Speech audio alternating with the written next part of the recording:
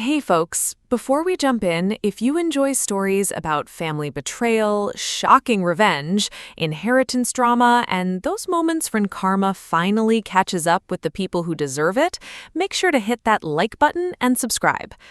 Now let me tell you about the day my parents handed my sister a wedding gift that was supposed to be mine, and how one envelope changed everything.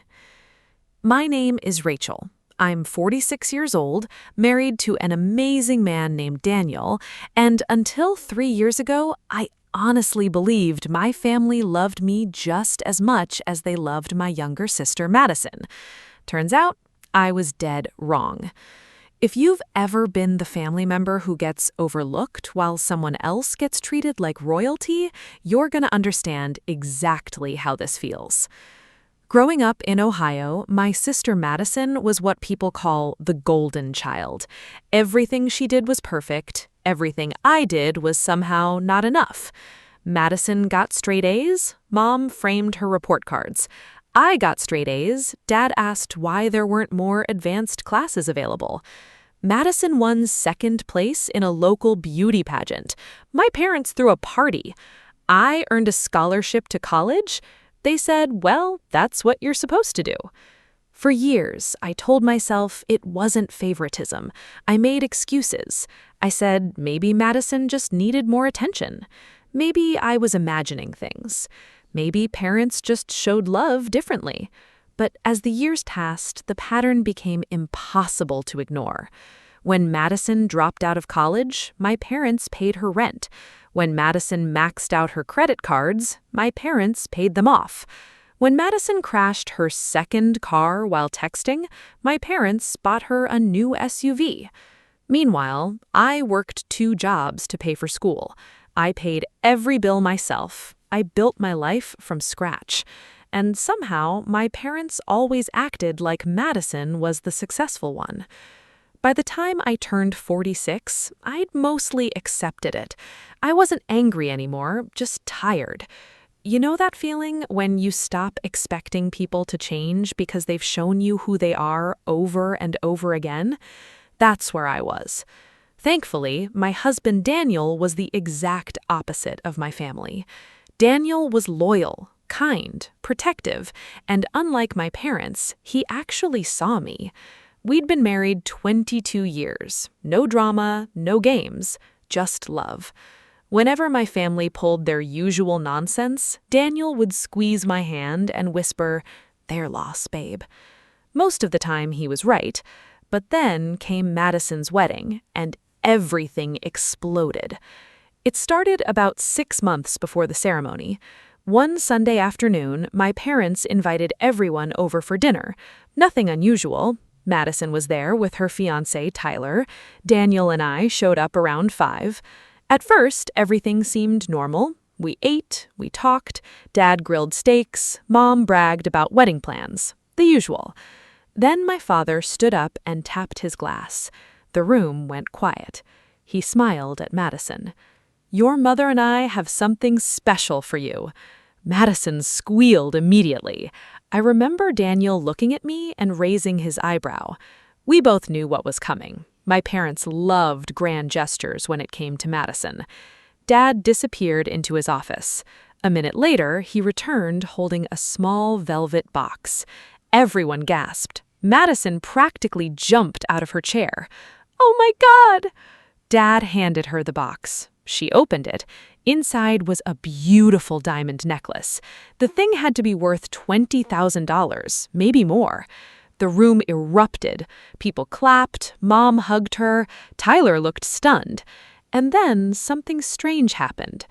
Dad smiled and said words that made my stomach drop. "We've been saving this gift for years." Years. My chest tightened. Because I recognized that necklace. I'd seen it before. 23 years earlier. Back when I was engaged to Daniel. Back when my grandmother was still alive. Back when my parents promised that necklace would someday belong to me. I could still remember Grandma placing it in Mom's hands. She'd smiled at me and said, "One day this should go to Rachel." I never forgot those words. Apparently, neither had my parents. They just chose to ignore them.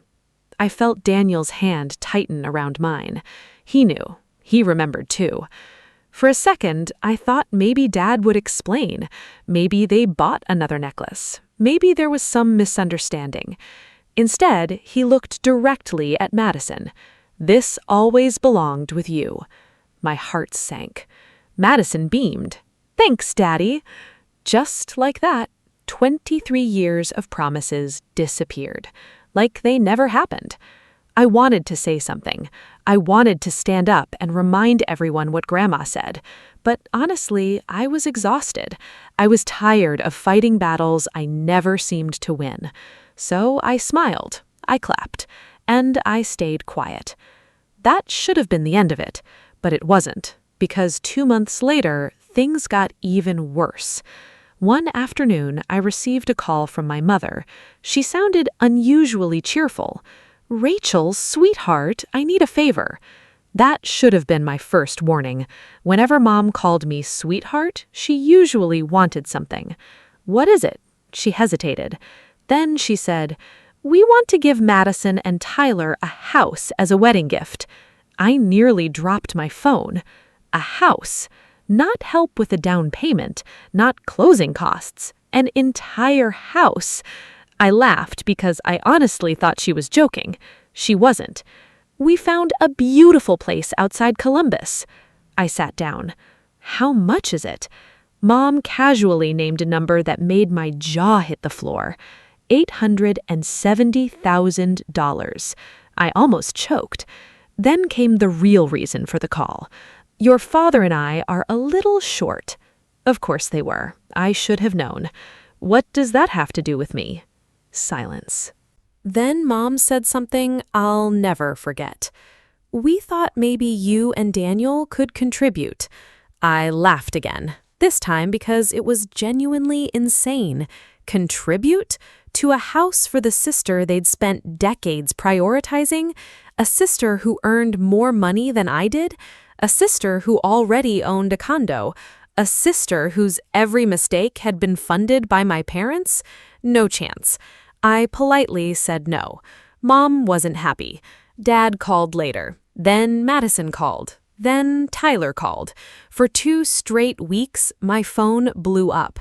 They all acted like I was selfish, like I owed them something. At one point, Madison actually said, "Family helps family." I nearly spit out my coffee. Family helps family? That would have been nice 20 years earlier when I was working 70-hour weeks, but apparently that rule only applied when Madison needed something. Eventually, they stopped asking, or at least I thought they did. A few months passed. Wedding season arrived. The venue was gorgeous, one of those expensive country club places overlooking a lake. Everything looked perfect. White flowers, crystal chandeliers, hundreds of guests. The kind of wedding that screams money. Daniel and I arrived early. As soon as we walked in, I noticed something weird. My parents kept whispering with Madison. Every time I approached, they stopped talking. Then they smiled, the fake kind, the kind people wear when they're hiding something. Daniel noticed too. Something's up. I nodded. I know. Neither of us knew just how right he was. The ceremony went smoothly. Madison looked beautiful. Tyler looked nervous. Everyone cried. Everyone smiled. For a couple hours, everything seemed fine. Then came the reception, and that's when my parents decided to humiliate me in front of 300 people. The DJ stopped the music. Dad grabbed a microphone. The crowd quieted down. Mom wheeled out a giant gift box. People started cheering. Madison looked confused, then excited. Dad smiled proudly. "Tonight, your mother and I want to present the ultimate wedding gift." The room exploded with applause. Madison looked like Christmas morning had arrived early. Then Dad announced it. The house, the entire house, fully paid for. The crowd went wild. Madison screamed. Tyler nearly fell out of his chair. And then Dad said something that made every ounce of blood drain from my face.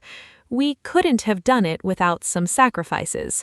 He looked directly at me, then smiled, a cold smile, the kind that isn't really a smile at all. Sometimes family members don't understand what matters most. The room got awkwardly quiet. People started glancing at me. My stomach dropped because I knew exactly what he was doing. He was publicly blaming me for refusing to help. Madison wasn't done. She stood up holding champagne, then laughed. You know, some people were too selfish to contribute. The room erupted in uncomfortable chuckles. I froze. Tyler's jaw tightened. Madison kept smiling, looking directly at me, and then she delivered the line that changed everything. Good thing Mom and Dad know who really deserves nice things. The entire room went silent, and that's when Daniel slowly reached inside his suit jacket, pulled out a thick, sealed envelope, and calmly placed it on the table. The smile disappeared from his face. For the first time all night, he looked directly at my parents. Then he said 5 words. 5 words that would destroy everything they thought they knew. Maybe it's time for this. And suddenly, my father's face turned pale. The ballroom went completely silent. 300 guests, hundreds of eyes, and every single one of them was staring at the envelope sitting in front of Daniel. For the first time all evening, my father looked nervous. Not irritated, not angry. Nervous. Daniel calmly rested one hand on the table. Maybe it's time for this. My mother immediately stepped forward. Daniel, this isn't the place. That alone told me something was wrong, because my mother never backed down, not unless she had something to hide. Daniel looked at her.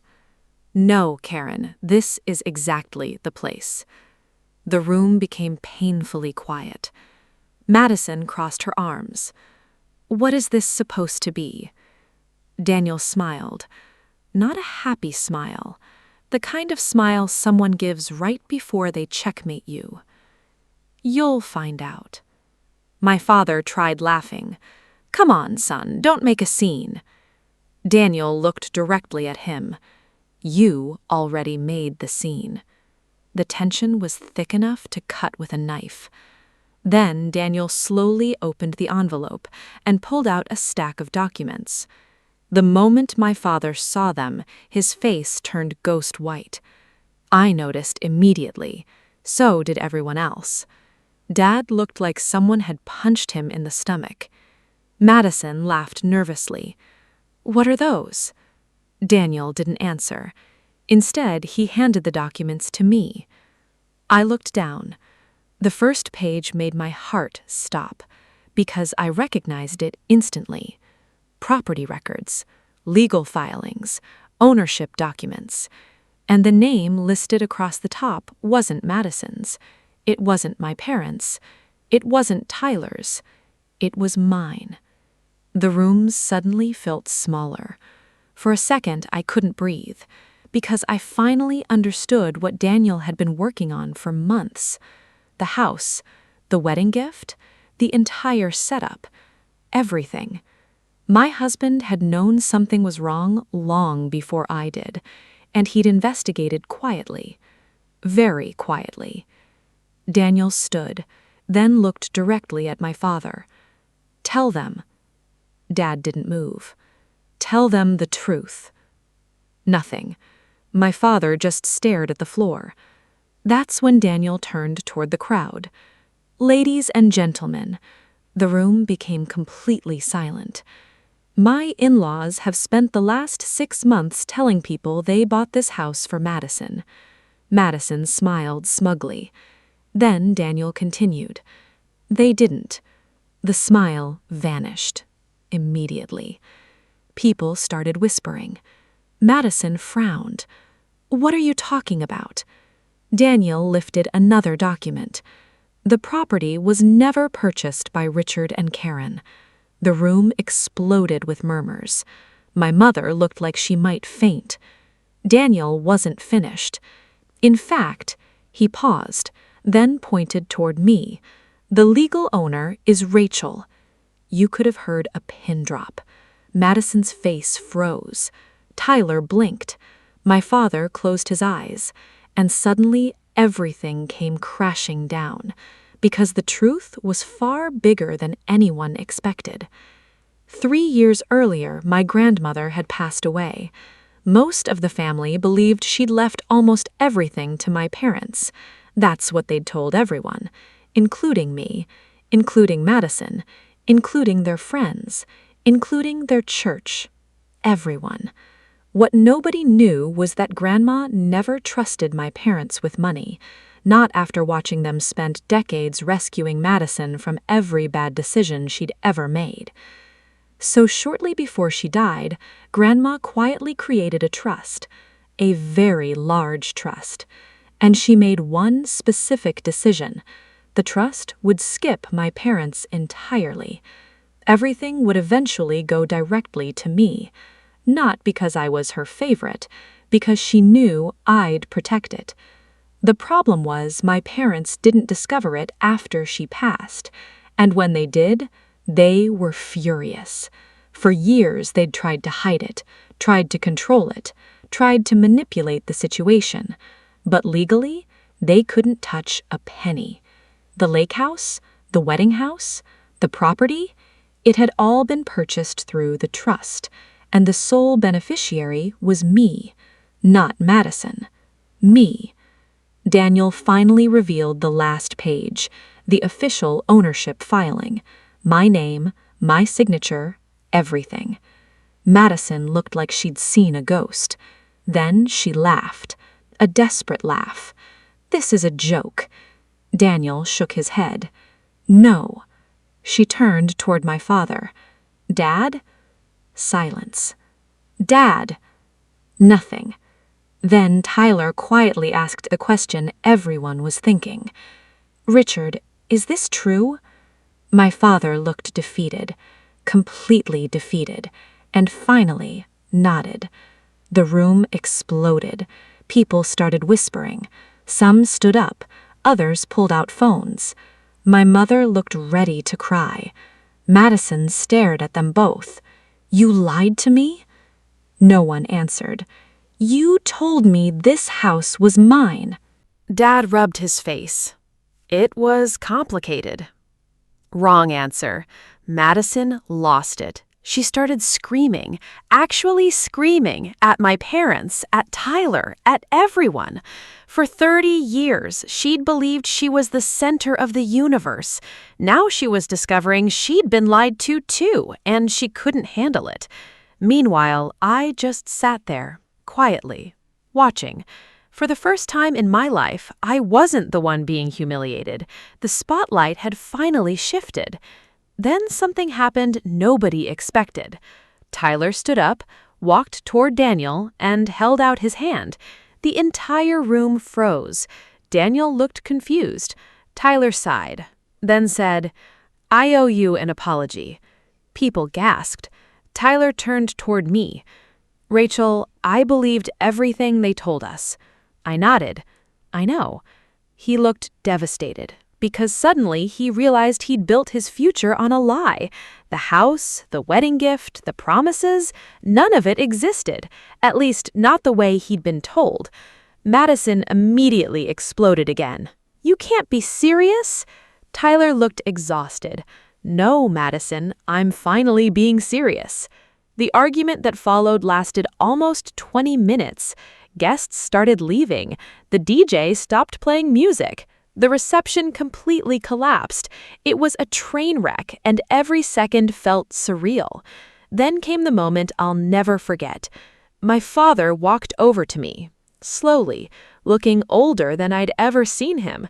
For a long time, neither of us spoke. Finally, he said, Rachel. I looked up. He swallowed hard. We made mistakes. Mistakes, that's what he called it. 30 years of favoritism? 30 years of broken promises. 30 years of treating one daughter like she mattered more. Mistakes. I smiled sadly, then said something I'd waited decades to say. No, Dad. He looked confused. I stood up, and for the first time in my life, I wasn't afraid. They were choices. The look on his face told me he knew I was right, because deep down, he'd always known. The reception ended early. Most guests left talking about what they'd witnessed. The story spread through the family faster than wildfire. Within days, everyone knew. The lies, the trust, the property, everything. Then karma arrived. Fast. Tyler postponed the wedding. A month later, he canceled it entirely. Not because of the money, because he realized Madison had become exactly like the people who raised her, entitled, manipulative, self-centered, and he didn't want that future. Madison blamed everyone except herself. Of course she did. My parents tried fixing things. For months. Phone calls, letters, apologies. Eventually, I accepted lunch with them. Not because they'd earned forgiveness, because carrying anger gets heavy after a while. We met at a small diner. Dad looked older. Mom looked tired. For the first time, they seemed human.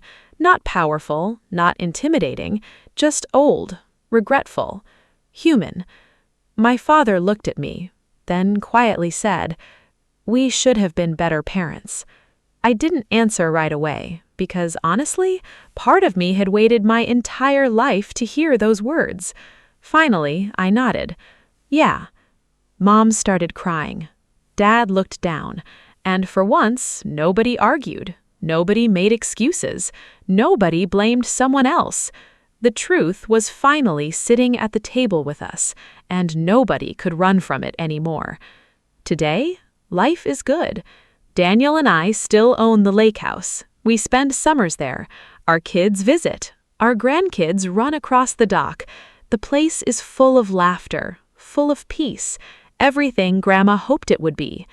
As for Madison, we rarely talk.